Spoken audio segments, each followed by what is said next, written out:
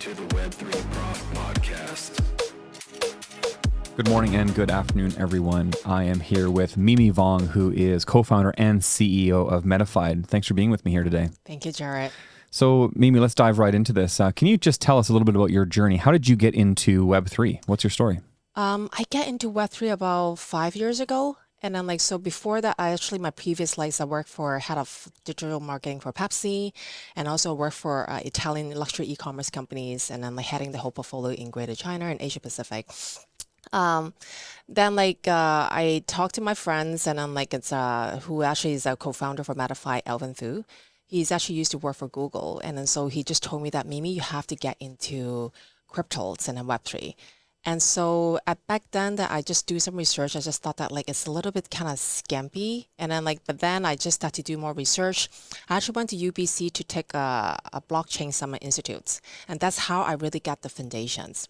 And then after that, I just fascinated about how that the crypto and Web3 really changing the way that we work on business and really decentralize and then really democratize a lot of ways that we do business. Then I started to work in different projects from DeFi to NFT projects, and right now I'm really focusing on tokenizations. That's great. Yeah. And so then you started Metafyed. Can you just tell us a little bit about the company? Sure. Metafyed is asset agnostic tokenizing platforms. So we help companies to raise capitals. We have a very focus on Asian markets. So basically that any companies want to raise funds with reward assets that we're going to help them to tokenizing from creations and then link it with license exchange and also managing the whole process. So if I have a piece of real estate that I want to buy and I need to raise capital for the investment or the development of the piece of real estate, I could post my project on your website and then people could invest through tokens into my project? That's right. Then they can actually do fractionals of the assets of the products, the properties. The difference is because we have to went through the whole license exchange process. That means that we need to have the third party to audit the informations and make sure everything is legit and also with all the books. So one of the companies that we work with, then they actually have a multi-family rental properties in Miami. So they have about 260 properties. It's all rental. So what they did is that they raise the funds through private investors or high net worth individuals.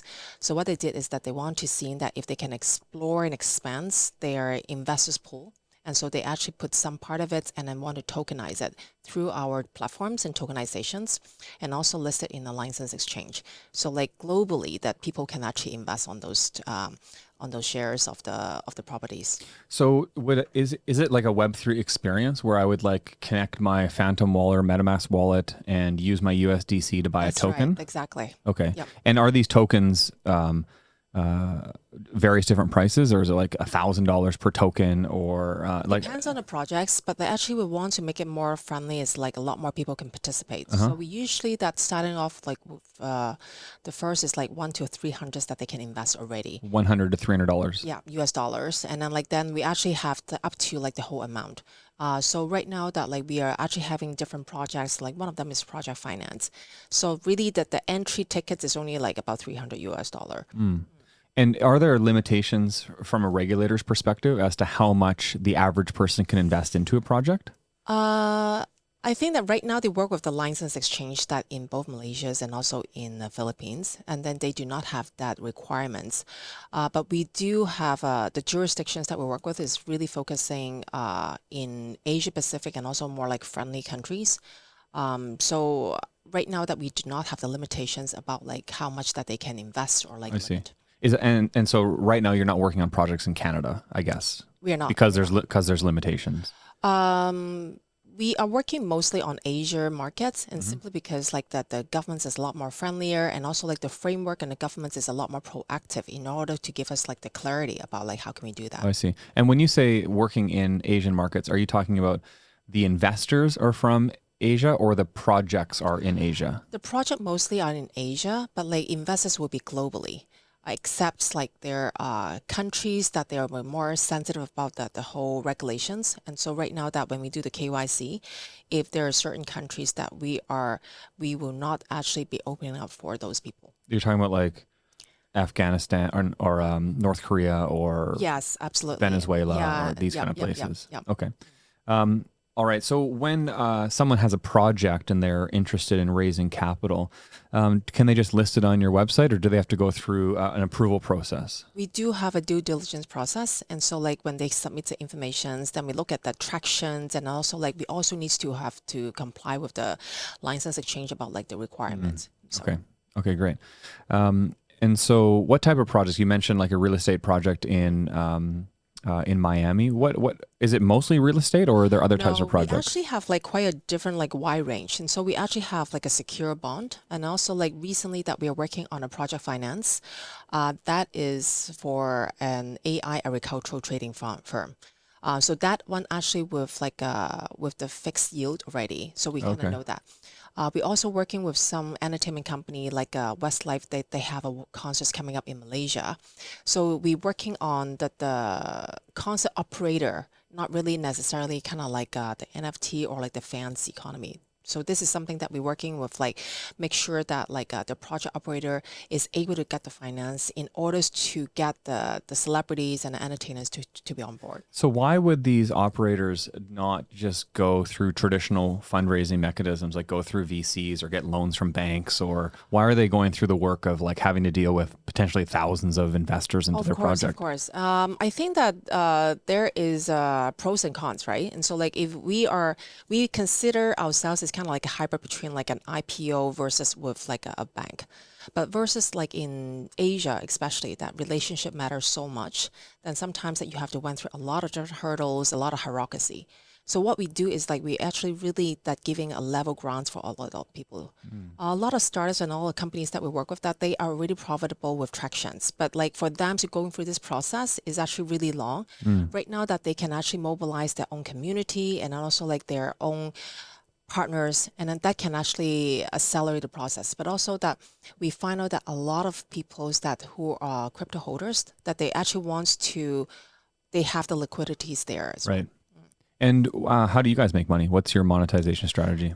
We make money by the percentage of the people who raise fund. We also provide Web3 advisory service for tokenizations. And also that we have our platforms like a management dashboards. So when you, if I raise money on your website, you're going to take like 2% or something like that? Depends on the project, yeah. Okay. And is that something that is negotiated when the project launches and on the cut that you guys? Yeah, before that, yeah. Okay.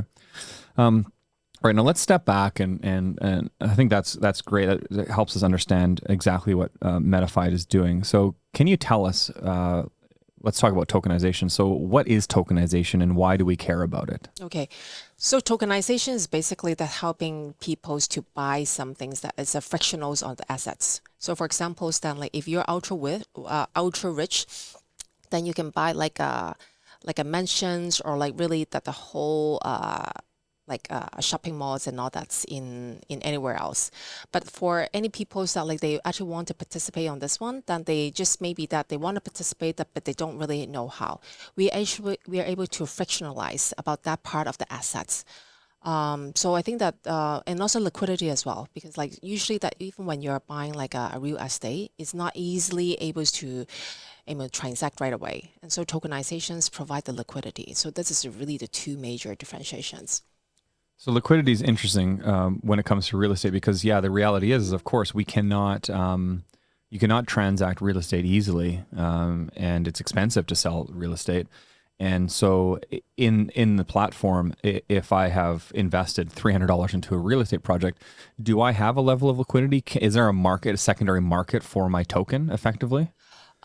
Right now that like we do have plans for the secondary markets right now, but like, I think that like for going forwards, then like this is something that we actually have plans down in the road right now. Okay, so you see that opportunity there? 100%. Yeah. Okay, that's great. So we're also talking about kind of another theme aside from tokenization is the idea of RWA, real world assets. Can you connect this idea of real world assets in the relationship to tokenization and Web3? How do these things relate to each other? So for like the real world assets, like from arts and then like startups and companies and all that stuff, like usually that you use a traditional route, like what you said, like a VC and banks and all that. At the same time, for Web3, that like we actually looking for more like a decentralization ways.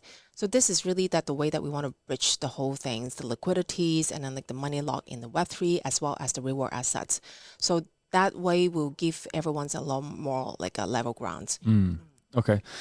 So connecting kind of the real world to this digital world that we live in. Have you seen other, I often hear about real world assets in real estate. That seems to be a fairly common conversation. Are there other real world assets that are being tied to tokens that we see today? I think that like in US that they actually do like a lot of them is treasury bonds and then treasury bills as well. And then also like I think that like with all the financials vehicles that is very much easier because you already got like the ready-made informations on the market. The challenge part is really that like how can you actually bring some of those is not as liquid, those kind of transactional information to do that. So. And so with Metafyed, you're looking to increase liquidity in through tokenization, through projects like in real estate or the investments into a private company. I guess the challenge with investing into a private company is that sure, I can maybe get my money into the company, but I can never get it out until it goes public or there's some kind of mechanism. And it's the liquidity in the investment in a private company is super challenging because there isn't a mechanism often until they've gone public to actually get that money out, right? But you think through tokenization, you can propel liquidity. Right now, that some of the private companies we work with, then they work with us on to begin with like a project finance. So for example, then like they actually saying that like the yield is like how much percentage per month and all that, and so like they already got the fixed yield, and same as like the concert operator as well. So like that way that is actually is not necessarily an equity, but it's actually really a project finance. Yeah. But like so we it's a loan. It's a loan. Yeah. So basically it's a loan. And then like at the same time that we saw some companies that they want to actually giving part of it the equity in order to activate like the community. So yeah. So with the if I invest into the event planning company for the concerts, they're going to give me a percentage of return every year or something like that. Just really by the project. So for example, for Westlife, it's really like a 6 months project. I see. So like once that they do that, and they kind of know that like it's what is a payout by when and all that. So. Yeah. Okay. Great. So what is the difference in working in Hong Kong or Singapore than maybe working on projects in Canada or the United States? Okay. Both Hong Kong and Singapore got a very proactive in terms of the government supports and regulations on the Web3. So we see that like it's Singapore and Hong Kong already able to proactively launching different mechanisms, investment funds, and also like organizing big events. Like Hong Kong, they got the FinTech Week and then Web3 Summits, and then like also like Singapore got like Token 2049. Canada is actually, I think that they take a step back. I mean, like, I think that after the whole fiascos in the last 2 years about FTX, and then so like I think that like there's not a lot of like proactively clarity about like what's happening. They only do that case by case. So when you do it case by case, it's really hard to do it by a framework and doing that one. US that we see that like it's a lot more financial institutions start to be tokenizing. But also like the hurdle is a lot bigger in the US, right? And so like in US that we also have the regulations and then like policy about crowdfunding as well. So there's a lot more things going on in US, and also like the hurdles are much higher. Versus Asia, that I think another differentiation is people are a lot more crypto friendly, but also like that like the growth rate for holding cryptos is a lot higher than here. Right. So basically we can make more money faster in Asia in crypto. Yes. So do you see that these roadblocks that governments have put up here in North America, and I would imagine similarly in Europe, with the Western countries not being super friendly to the asset classes, are we losing out in North America on opportunities? Are we losing, like your business seems to be operating fairly well, but looking elsewhere outside of Canada because this is where the opportunities lie? Well, crypto by default is globalized. And so I think it doesn't really matter that like which country or not, but like because once we work with a licensed exchange that they can sell to people globally.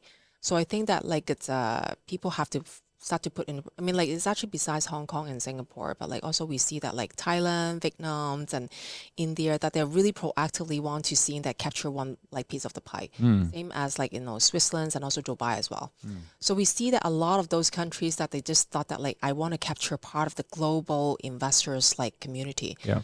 But then of course, then like for US, then the biggest stock market is, New York Stock Exchange, and then there will be a different consideration in terms of cannibalizing that existing stock exchange as well. Right. I guess cannibalization is interesting. I've never thought about that. Like the idea that this is going to move assets or liquidity off of the New York Stock Exchange into something else or other stock exchanges is certainly a predicament that they need to address. How have you guys at Metafyed dealt with the regulatory landscape in the places that you're working in? It's not easy, but I think that like mostly actually done by my co-founder, Alvin. And then Alvin has been working closely with the Malaysia offshore license exchange to get like the license as well as in the Philippines. So we did a lot of groundwork in all those like at those areas. We are actually expanding and exploring like doing that in Hong Kong and Singapore. But at the same time, like I said before, that once you actually have one jurisdictions can open up for global investors. So there's not much reasons that why we need to do like really a lot of multiple license exchange per se. But you are doing multiple licenses. We do that like because but why? Because for the Malaysia that like we do the offshore, Yeah. that they do not allow people to sell into Malaysia. Okay. Except, I mean, like the Malaysia exchanges allow people to sell globally for investors except the Malaysians local residents. Oh, interesting. And same as Philippines as well. The Philippines is actually also is an offshore digital assets license. So that way that we actually have two that we really kind of cover if we want to sell it to both Filipinos and also like Malaysians. Oh, interesting. Yeah. And then what about the opportunities to find investors? Are you finding that it's easier for these companies to raise capital in Asia than it is in North America because of the crypto-friendly environment? Right now that like we leverage a lot of our different partners like the license exchange that they already got a lot of the community with the wallets as well. We also working with like, because we are actually part of the Hong Kong Cyberport's incubations programs. So we do have like a network of startup companies want to raise capitals and all that. And then at the same time that we're also looking for different companies and asset management companies that they actually have a lot of family office, want to unlock part of the liquidities and then invest in Web3 as well. When the projects are raising capital on Metafyed, how much money, what's the range of US dollars that they're trying to raise? We are targeting about 1 to 3 million right now. Okay, 1 to 3 million US dollars. And have these projects been successful in raising? We are launching, there are one coming up in this coming month in June. So that is a project finance. And then that companies that like we work with is AI agricultural trading funds. And so we are very excited about that one because that one is actually provide like, even like a fixed yields for the companies. And then like, so it's a really high growth sectors. What type of yields are these, what type of yields have they been offering historically on Metafyed? It's, I think it's over like 15 to 20% actually. And that's guaranteed? Yeah. Oh, interesting. Yeah. I mean, it's not like buying a meme coin, but there's a guaranteed return there, which is a pretty good return. Yes, and so I think that we are not like going to the moon per se, but at the same time that like we actually got like reward assets to really back it up. Yeah. So it's kind of like in between. Yeah.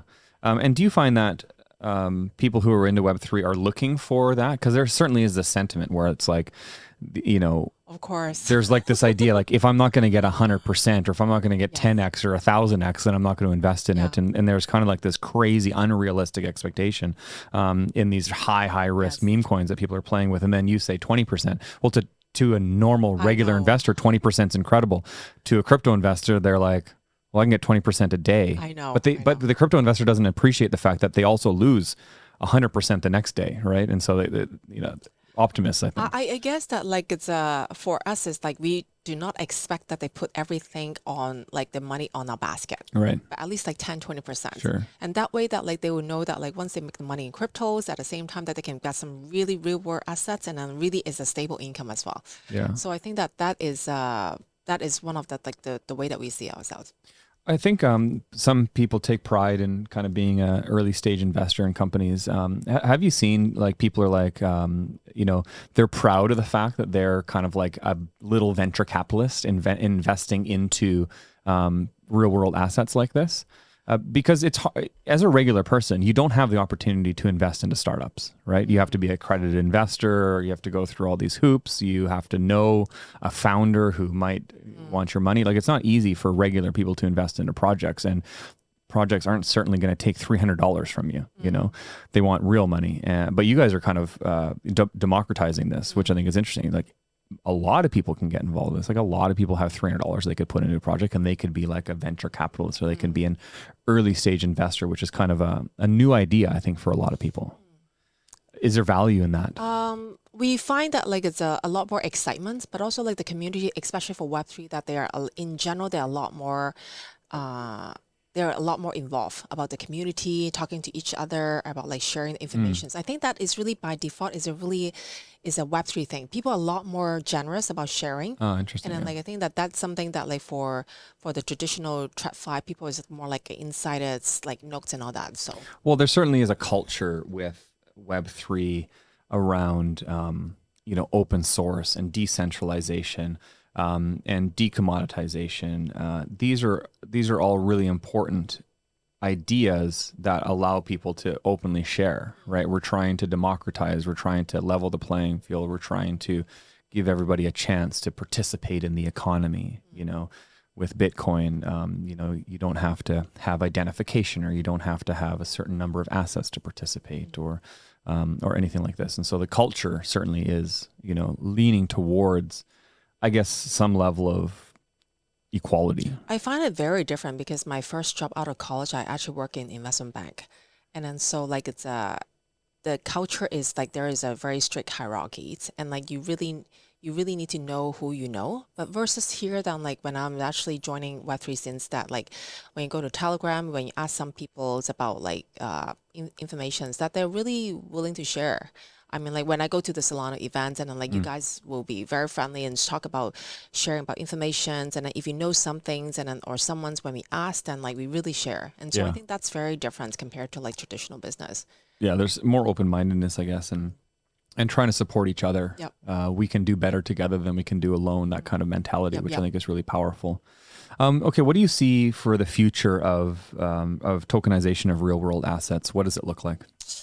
Well, our projection is at least 2 trillion assets is waiting for us to unlock in Asia Pacific. Wow. I mean, like globally, it's going to be a lot more. Right now that we are talking about like it's a frictions, like a frictions of a frictions. I think that like as people is more used to having their wallets, it's a lot more easy for them to like really invest. But also like they start to understand more about like it's the financial markets does not need to be just reserved for like the ultra rich. Everyone can actually have a piece of it. So yeah. I just think that is absolutely the most important part of this conversation, is that it's not just for the ultra rich, to get into real estate deals or to get into, I mean, if I was really interested in event planning and I wanted to invest into a concert series because I thought concerts were going to do really well, I would have no idea how to do something like that. And unless I knew the right people, I couldn't. But you're making a way for that type of stuff to happen, which is pretty cool. The regular human being can get involved in projects that they generally wouldn't have access to, and opening up access, I think, is such a big part of this. How much of this project at Metafyed has been you seeing a business opportunity versus you have a value system, where you believe people should have a fair chance, or you believe in democratization? How much of this has been driven by that versus a business opportunity? I guess it's like it's more like equal things, and then simply because my partners like Elvin has been working in different VCs and also like working on digital assets for a long time. And for me, that like because both of us actually used to work for corporates, so we have a lot of like those corporate glamour. But like then when we start to work as a startup, then we realize that even as a startup with our track records, and when we do the fundraising and the pitchings and everything, it still take a lot of effort from us.